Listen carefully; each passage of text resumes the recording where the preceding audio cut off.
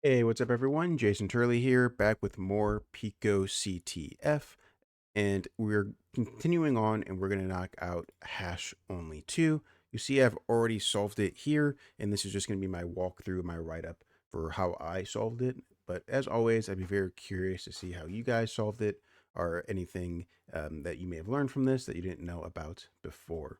So the description is very similar to the previous one. Let me go ahead and launch the challenge instance while I read it. So there's a binary that has enough privileges to read the content of the flag file, but will only let you know its hash. If only it could just give you the actual content. And it's saying, hey, you can connect here using this SSH line with this password and then run the binary called flag hasher. So this time there is no SCP connection line that it gives you, but you can easily craft one yourself if you want to transfer the binary over. I've gone ahead and done that. I have this challenge directory hasher only 2 with flag hasher, and then this is the same binary from last time for our MD5 sum, our little trick. So instead of actually hashing the binary, it just cats out root.flag.txt or txt. So I could do a diff of the flag hasher in our current directory, the one that we downloaded, and compare it with the one from the previous level, and we see that there is no difference. So for that reason, I won't open this up in IDA Pro or debugger. I won't do any of that because we did that in the previous video, and the binary is exactly the same. So let's grab this password and paste it in here. We could do an ls. That's weird. Where's the flag hasher binary? It's not here. So I can do flag hasher, and that will tab complete. And we see it does run the binary. However, it's not in our current directory anymore. If I do a which on flag hasher, we see it's stored here in user local bin flag hasher. So for me to download it to my host machine, I had to do an SCP with this hard-coded path and transfer that to my local machine just so I could play around with it a little bit more. Okay, well, this seems simple, right? If it's the same exact binary as previously, we can simply just SCP. And what was the port? Let's just grab all this. I'll have to change this up a little bit.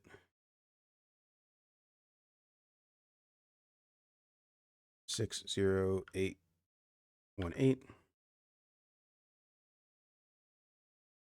We can transfer our local MD5 sum binary to the home directory. So home CTF player MD5 sum. And then we need to paste in the password.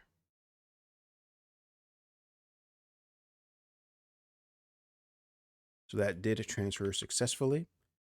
lsec lh, it's still executable. So we can do that same trick from last time, right?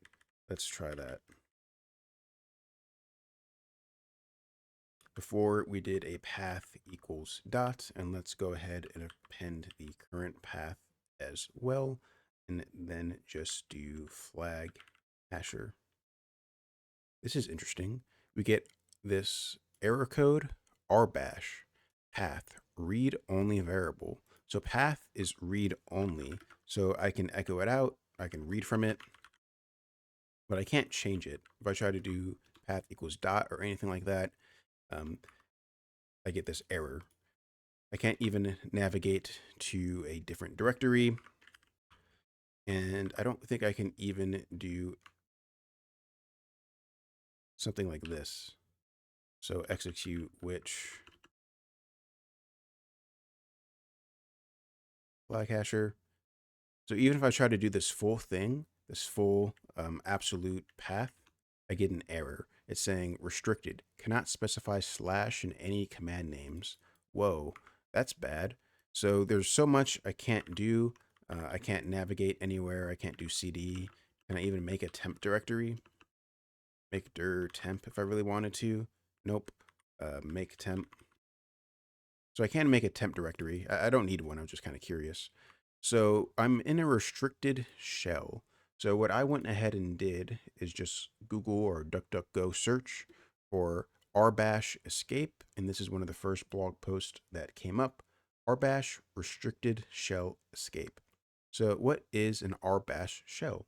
It is a restricted bash shell.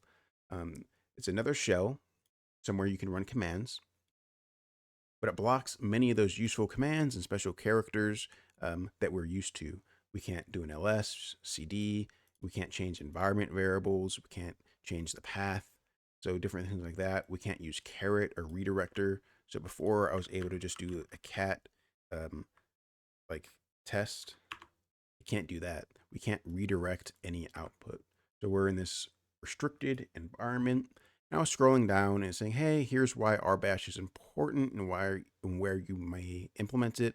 You might use it for CTF challenges like we're doing right here. You might do it to improve system security if you're a sysadmin or something like that, and you don't want users to just do whatever they want. But scrolling down, I did see this section on rbash escapes, and hey, one of the very first ones was enough to actually solve this challenge. So we can bypass the restricted shell using the no profile extra parameter. So bash, you can provide it this no profile, and I guess it won't load the current user's profile. Maybe it'll just use whatever vanilla or default settings it has. And this recommends using SSH to log in to your own system. So I didn't go ahead and look at any other bypass. I kind of just tried the first one and it worked. So let's actually give that a shot here. So inside of our remote server, the PicoCTF server, I can see if SSH exists, and it does. So let's do an SSH into localhost, and I don't need to provide a username because by default, if I don't specify a username, it'll use my current user, which is CTF player. That's perfectly fine. Let's do attack T. I believe this was for a teletype terminal. Let's look at the man page for SSH and search for /T. Forces pseudo terminal allocation. This can be useful to execute arbitrary screen-based programs on a remote machine. Okay, I don't know if we need this, but the blog post did mention that. So let's do a bash, a -- no profile. Hit the enter key. Yes, that's fine. And we need to actually grab this password again. Slam it in. And we can already see our prompt has changed, right? Before it was Pico challenge and it was like syntax highlighted or like colored, and now it's not.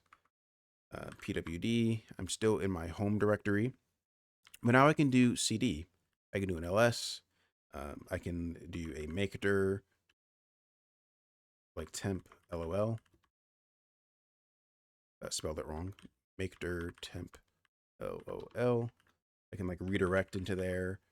This is cool. Please sub to temp lol. So yeah, we can do things. We're no longer in that restricted shell.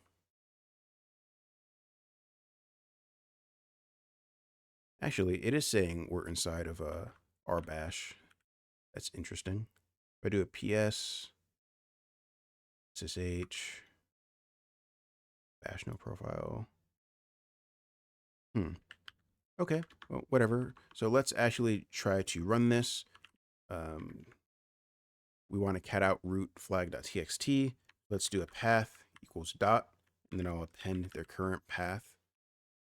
And let's just do a flag hasher, see if that works. And it did. It printed out the flag. We can actually just do an echo at the end to give our flag, print our flag on one line. And there we have it. PicoCTF, co-author of system binaries. Nice. So that's one way to escape a restricted shell. I'd be curious to play around and go ahead and see some of these other options in this blog post and see if these will work. In the real world, I believe sometimes you might land in a restricted shell if you're doing some type, if you like land into like a kiosk or something like that. So there are many instances where you are restricted on what you can do, but hey, that's the beauty of computers and hacking. There are ways to break out of restricted environments. So that's the end of this video, guys. Hopefully it was enjoyable. Hopefully you learned something new. As always, take it easy, and I'll see you in the next video.